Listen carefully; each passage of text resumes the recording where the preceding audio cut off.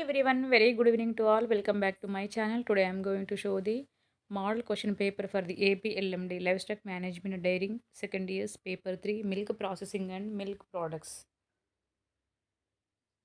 Milk shed area, what is the principle of milk filtration, what is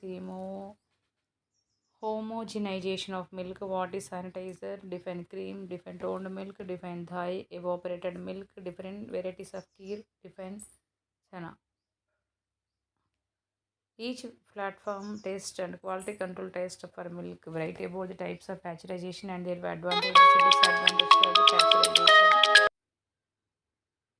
Write about the manufacture of chocolate flavored milk. Write about preparation, Deshi method of ghee and ghee from cream. Write about the preparation of kova by improved method. Write about the various parts of centrifuge separator. Write briefly mechanical can washing. Write about the preparation of yogurt with flow chart.